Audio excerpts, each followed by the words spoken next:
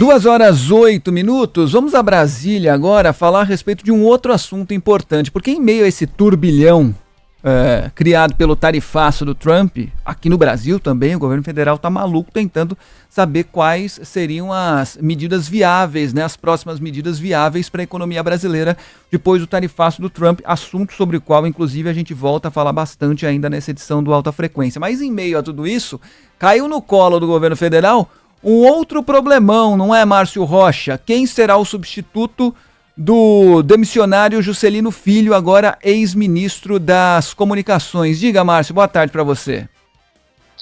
Oi, pessoal, boa tarde para vocês, boa tarde a todo mundo que nos acompanha. Pois é, a gente ainda não tem oficialmente esse nome, mas a gente sabe que existe um favorito, que é o deputado Pedro Lucas Fernandes, né, que é o líder do União Brasil aqui na Câmara dos Deputados, e ele continua sendo, né, o favorito. A gente já tinha falado isso ontem, né, ele continua sendo o favorito para substituir o agora ex-ministro Juscelino Filho no Ministério das Comunicações. Inclusive, a gente sabe que Pedro Lucas, ele se encontrou com o presidente do União Brasil nessa manhã, o Antônio Rueda, e a expectativa aqui dentro do Congresso Nacional é que um comunicado, alguma posição seja anunciada ainda nesta quarta-feira. A gente segue acompanhando esses detalhes, né? E além disso, também existe, a partir dessa mudança, né, já que já foi confirmada a exoneração a pedido de Juscelino, foi publicada no Diário Oficial da União desta quarta-feira, existe também a possibilidade e a chance de novas mudanças dentro da esplanada dos ministérios sejam feitas, porque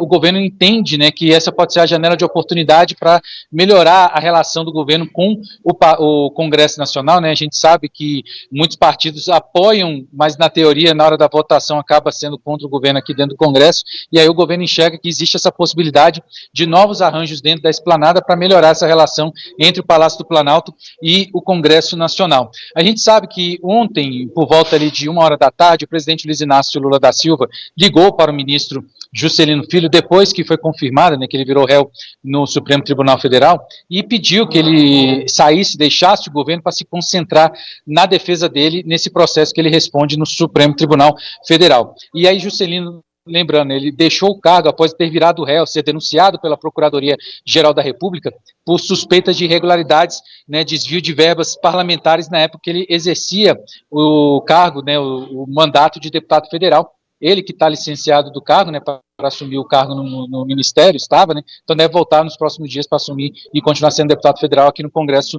Nacional.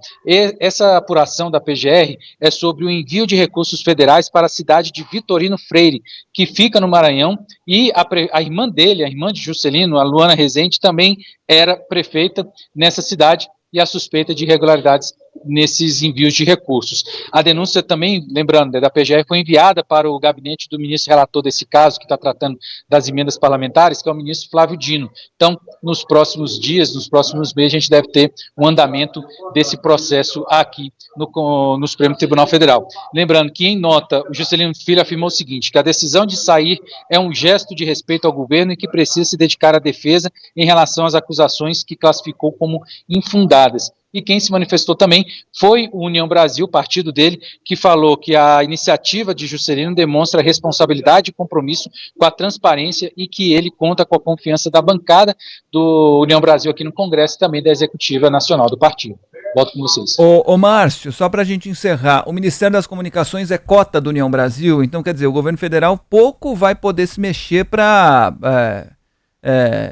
definir qual será o substituto do Juscelino Filho. Vai apenas validar, muito possivelmente, a indicação, seria isso? Exatamente, né? O Ministério das Comunicações é da cota do União Brasil, por isso que aqui, quando saiu a notícia aqui no Congresso Nacional de que ele teria pedido demissão, né, pedido para sair do governo, depois a gente ficou sabendo, né, que o presidente Lula que pediu para ele deixar o governo. De qualquer maneira, quando essa notícia chegou aqui no Congresso Nacional, todo mundo foi em direção à bancada do União Brasil para saber quem seria esse substituto, né? E a gente apurou que pode ser, né, pelo menos o favorito da indicação do União Brasil para esse cargo é o deputado Pedro Lucas. Inclusive, ele participou da comitiva do presidente Lula, né, que viajou para o exterior recentemente. Ele estava no meio, então ele tem uma boa ligação com a base governista, né, uma boa relação com a base governista. Inclusive, aqui no Congresso Nacional, a gente começou a perguntar, né, para os deputados se eles sabiam de alguma coisa, enfim, e aí eu falei com um líder do governo, né, com um dos líderes do governo, que falou o seguinte, que se ele for para o Ministério das Comunicações, vai lamentar muito, porque, segundo ele, o Pedro Lucas é um excelente colega no colégio de líderes, né, na hora das reuniões, para definir as pautas aqui do Congresso Nacional. Vamos ver, isso deve ter algum desfecho a partir de agora, a partir desta tarde de quarta-feira aqui dentro do Congresso. Muito bem, o Márcio Rocha está de olho lá no Congresso Nacional. Valeu, Márcio, bom trabalho para você por aí. Abraço, pessoal. Tchau, tchau. Meio-dia nada. 2h13.